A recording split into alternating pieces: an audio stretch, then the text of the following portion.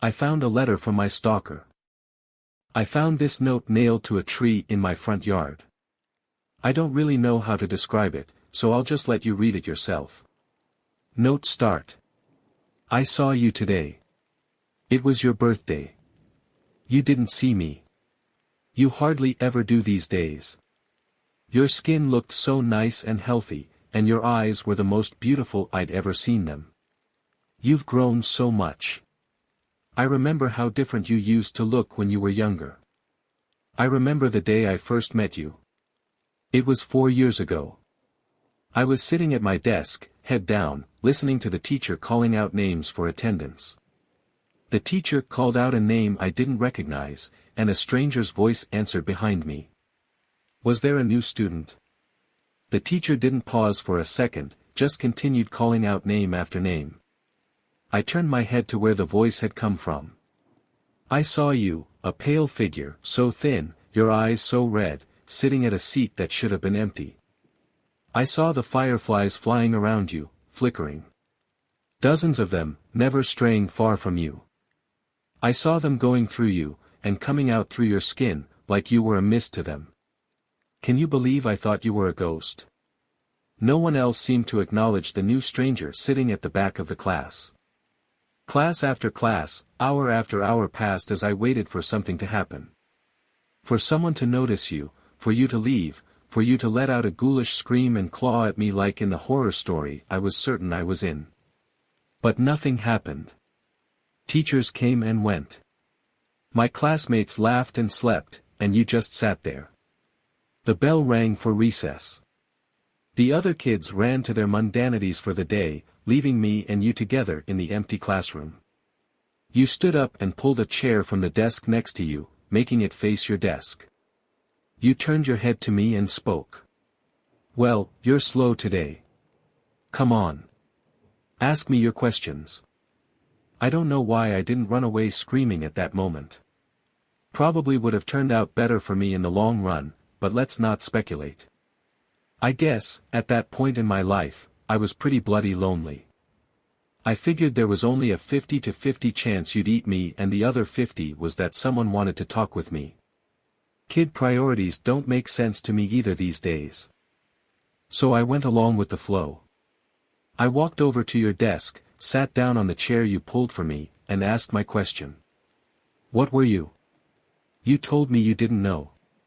You said that once you were a child, just like me, with parents and friends.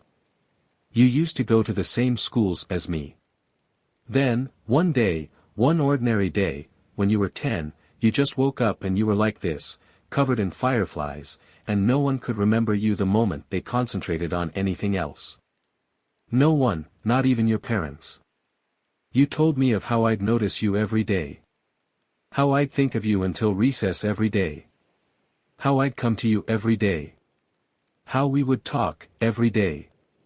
How we would meet for the first time, every day, for the last 3 years. About how I'd forget the instant I walked out of the room. How everyone would forget you. How the fireflies would make them. How for the last 3 years, you'd been alone. Your story was very hard to believe. So I didn't. I asked what reality prank show I was on. You looked, well, unimpressed, and asked me to continue telling my story. I was caught off guard by the non sequitur.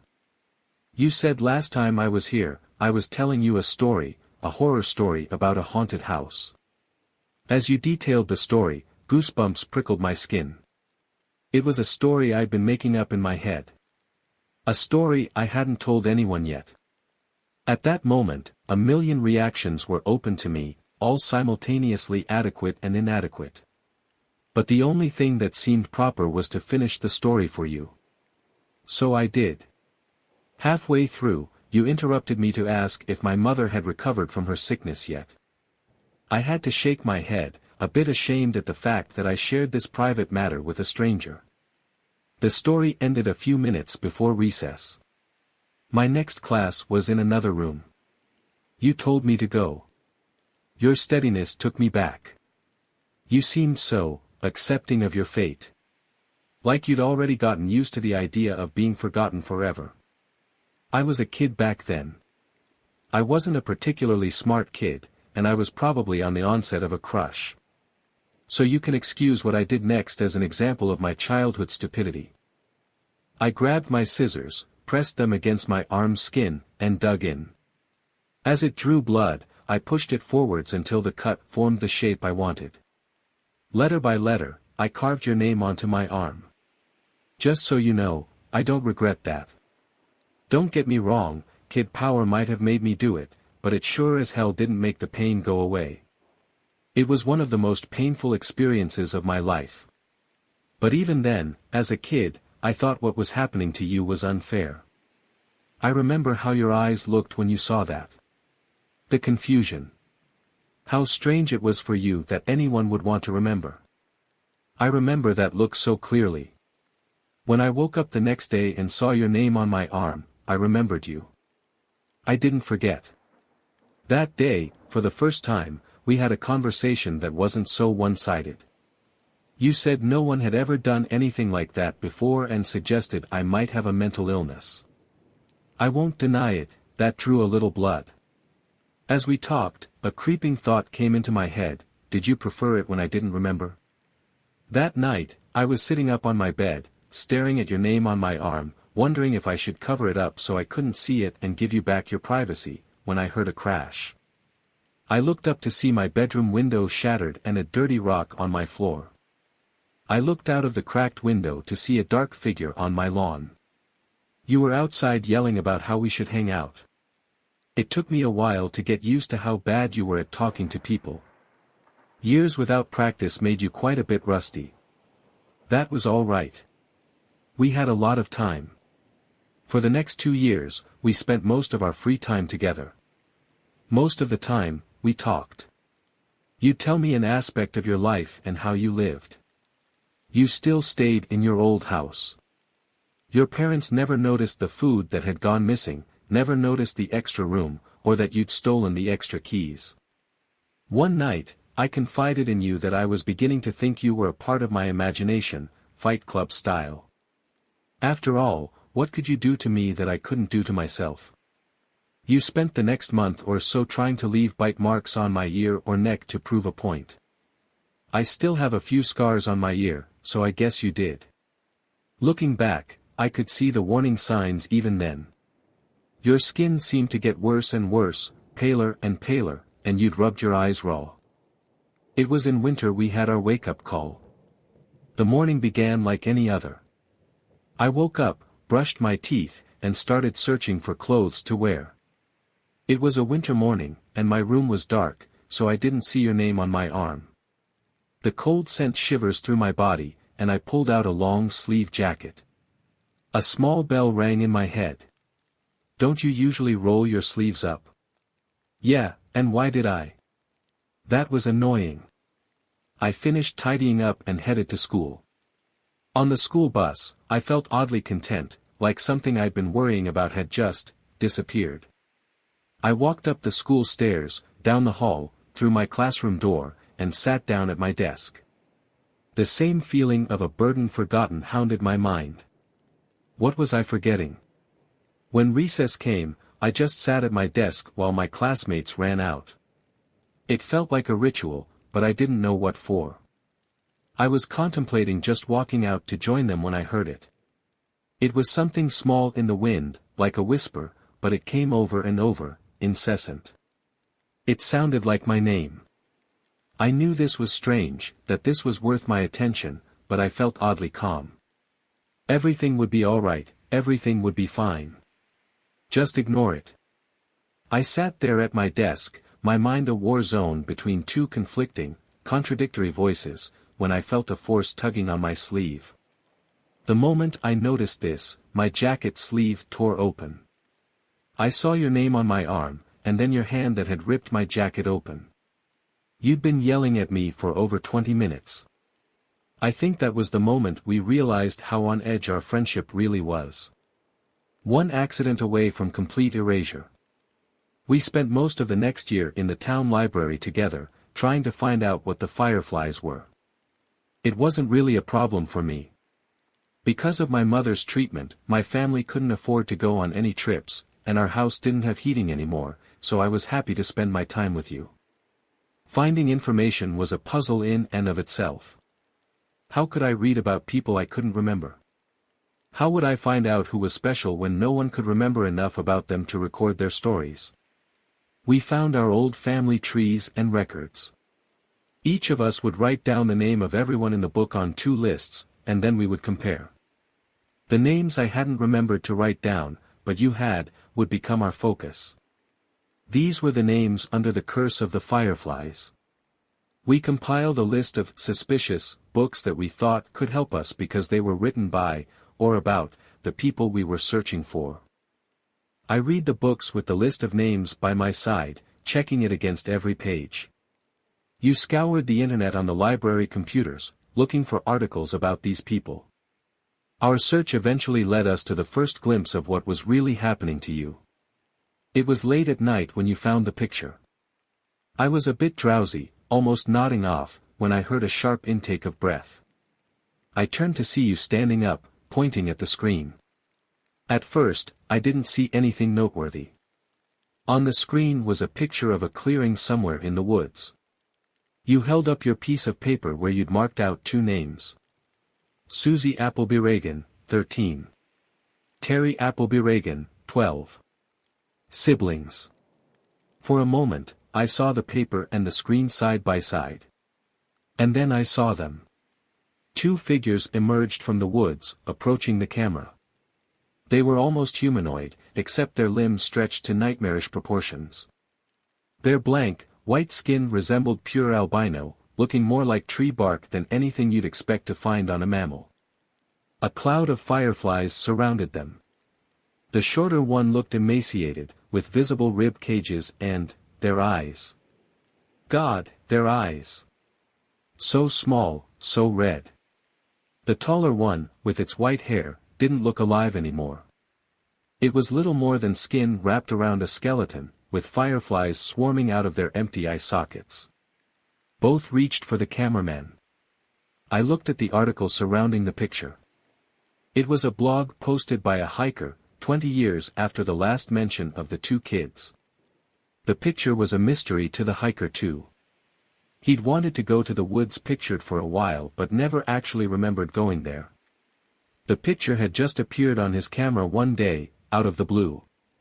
For a moment, I looked at your face. Your thin, pale face, with those red-veined eyes. Would that be you when my scar faded? Just a walking horror-eyed glimpse, then forget. From that moment, we worked through our reading list at a much faster pace. Maybe we should have gone slower. At least every book and website we left untouched promised hope.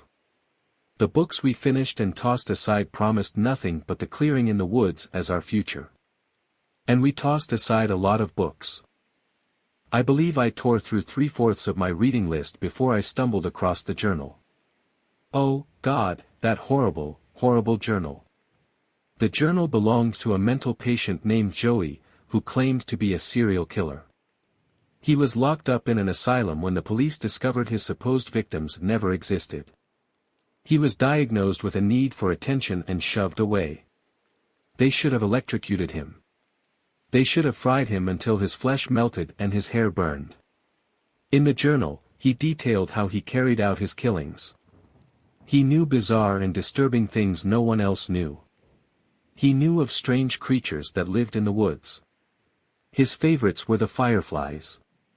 I'm not going to tell you how he summoned these things. I trust you more than anyone, but a thing like this belongs in the ground more than it ever will in the human mind. It's sufficient to know that these things were not fireflies. Joey would start his ritual by taking a kid. Any kid, anyone he pleased. He could take them at any time, in the dead of night from their own homes or in broad daylight from their front yards. It didn't matter if he was seen. He'd take them to his house and drag them inside. Usually, an Amber Alert came up at that point. He didn't care. Like I said, it wouldn't matter soon. He'd drag them to a special room in his house where the fireflies would come and latch onto them. From that point on, nobody was searching for the kids. Not the police, not the parents. Nobody. He could do whatever he wanted to the kid. He'd get bored of them after a day or two, once the child had broken. Then he'd dispose of them. Hacksaw, kitchen knife, anything would work. He described a large pit of bodies he kept in the woods, swarming with bugs.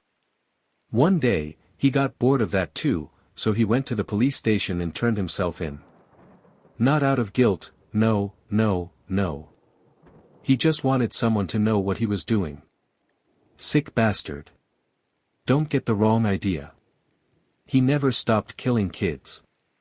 The asylum doors didn't stop him from doing what he liked. It just made him improvise. He found a new way. He modified the flies so they could survive without a host, just in a dormant state. When a child, he specified the age, would approach the swarm, it would latch on and begin its effect. Over the years, the child would warp horribly into the things we saw in the woods. I wish I could hate him in peace. I wish I could say the world owed him nothing. But that wouldn't be true. He detailed a way out. On the final page, there was an exact explanation on how to get rid of the fireflies. You must have seen something in my face because, at that moment, you asked if I had found anything. I said no and closed the book. A few minutes later, you shut down the computer. You picked up the last book and went through it yourself. When you reached the end, you tossed it aside. I asked what we should do now. You said it was all right. I could go home. We'd talk about it in the morning. I stood up and walked past the shelves of books. I headed for the library entrance but stopped right outside the door and waited. I waited until I heard the sniffling sounds. I sneaked back to our table, where you were quietly sobbing. You had your head in your hands. I sat back down as you raised your eyes to me. You said you wished you'd never met me. How happy you were when you had nothing to lose. How I ruined your life. You'd never gotten better at talking to people. That was the worst love confession I'd ever heard. I remember how we kissed that night. I remember your hands gripping my hair. I remember that kiss. I wish it could have been just a kiss. I'm sorry I ruined that moment. When my arms were around you, I was close enough to steal a firefly without you noticing. I remember holding the firefly in my hand. I remember how it struggled until it didn't. Until it was a part of me. The fireflies shifted. They came over to me and left you. I remember the familiar look in your eyes. The confusion. I never wanted to see the confusion in your eyes again. You deserved to be loved and you deserved to know that. I wasn't really living anyway. You reached for me. I pulled away, as the last lights of recognition faded from your eyes. And then you were just staring at a stranger, walking away into a crowd of strangers. That was a year ago. You've gotten so much better since then. You have so many friends now. So many people at your birthday party. You also look so much healthier. I haven't been as fortunate. My skin's gotten a lot paler, and my eyes hurt all the time now. I couldn't go to school like you did all those years. I haven't wasted my time though. I found Joey's pit. The bodies, there were so many bodies. There's a grave for those children now. Without me, my mom could afford her surgery. She looked so happy. Just yesterday, I saw her playing with my baby brother. I saw you crying yesterday. You were with your friends, laughing. For a brief moment, your eyes met mine, and then they were so wet. I think I'm going away. For good, I think. You're not going to be happy if I stick around. I'm so happy I met you, even if you don't remember me. Note end. Sometimes I go through depressive episodes. I feel so lonely, even with my friends. I don't know what's going through my head during these times, and sometimes I end up in a bathtub, a knife in my hand, and my wrists bleeding. Until now, I thought I was cutting my wrists. I wasn't. The cuts, They're letters. I've been carving a name onto my arm.